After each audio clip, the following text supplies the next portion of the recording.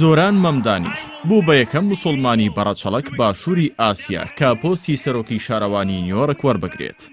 ئەمەش دەنگدانەوەی بەرفراوانی بە دوای خۆی داهێناوە و دۆناڵد ترەمپ و هاوپەیمانە زایۆنیەکانی تووڕە کردووە. بە پێی ئەنجامە فەرمیەکان مەمدانی تەمەن 34 ساڵ زیاتر لە 150 دەنگەکانی بەدەست هێناوە و زیاتر لە 100,000 دەنگیش لە پێش ڕکابەرە کۆماریەکەیەوە بووە و بەمەش بوو بە یەکەم پارێزگاری موسڵمان لە پایتەختی ئابووری جیهاندا. زۆهران مەمدانی لە ئۆگەندا لە خێزانێکی بەڕەچەڵک هیندی لەدایک بووە. لە گەڕەکە ئاسایەکانی نیویۆرک گەورە بووە، لە ناوچەی کوێنز گەورە بووە. پێشتر ئەندامی ئەنجومەنی یاسادانانی ویلایەتی نیویۆرک بووە. بە فیکر چەپ و بە ئاین موسڵمانە. لە کەمپەینی هەڵبژاردنەکەیدا مەمدانی تیشکی خستبووە سەر دادپەروەری کۆمەڵایەتی، دابینکردنی خانوبەرە بە نرخێکی گونجاو و باشترکردنی گواستنەوەی گشتی، گواستنەوەی نیمچە خۆڕایی و بەرزکردنەوەی باج لەسەر دەوڵەمەندەکان.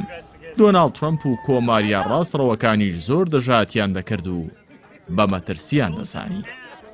هەواڵی دەرچوونی مەمدانی لە قەوارەی زایونی وەکو لێدانی زەنگی جەنگوا بوو. نوخبەی قەوارەکە بە هەواڵەکە شۆک بوون.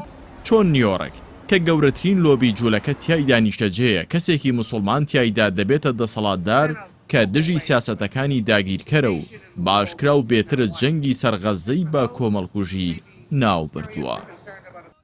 سەرڕای ئەوەی ترەمپ لە کاردانەوەی ئەنجامەکاندا وتی مەمدانی شۆعیەکی خەڵەتێنەرە و چەپ بردیەوە، بەڵام ئەمە تەنها چەواشەکردنە و خودی ترەمپ دەزانێت کە ئەمریکیەکان هۆشیار بوونەتەوە.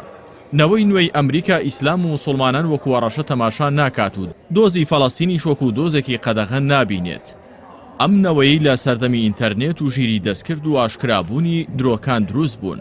باوەڕ بەم چیرۆکانە ناکەن کە زایۆنی و ماسۆنیەکان دەیجێڕنەوە و بە چاوێکی دیکەوە دەوروبەر دەبینن. ئەوەی لە نیویۆرک ڕوویداوە تەنها لەو شارە قەتیس نابێت، بەڵکو دەکرێت سەرەتای سەرهەڵدانی هۆشیارێکی نوێی جیهانی بێت دژی زلهێزەکان.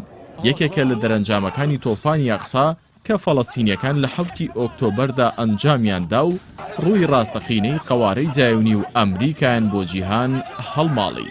تۆفانی ئەقسا نەک تەنها لەسەر خەڵکی موسڵمان بەڵکو کاریگەری لەسەر دەنگدەری ئەمریکیش داناوە و پەردەی بەرچاوی لابردوون. ئەوان ئیدی لە موسڵمانان ناترسن، تەنانەت ئامادەن دەنگ بە کەسێک بدەن کە شانازی بە ناسنامەی موسڵمانەتی خۆیەوە دەکات و دژی داگیرکەری زایۆنیە. سەرکەوتن لە شاری نیویۆرکدا کە ڕووداوەکانی 11 سپتەمبەر تیایدا ڕوویدا، هێندەی دیکەتانی سەرکەوتنەکەی خۆش کردووە. تەنانەت لە کاتی بانگەشەی هەڵبژاردنیشدا میدیا زایۆنیەکان وێنەی زوهرانیان خستە پاڵ وێنەی دوو باڵەخانە ڕووخاوەکەی تاوەری بازرگانی جیهانی، بەڵام ئەمە هێندەی دیکە بانگەشەکەی گەرم کرد بوو.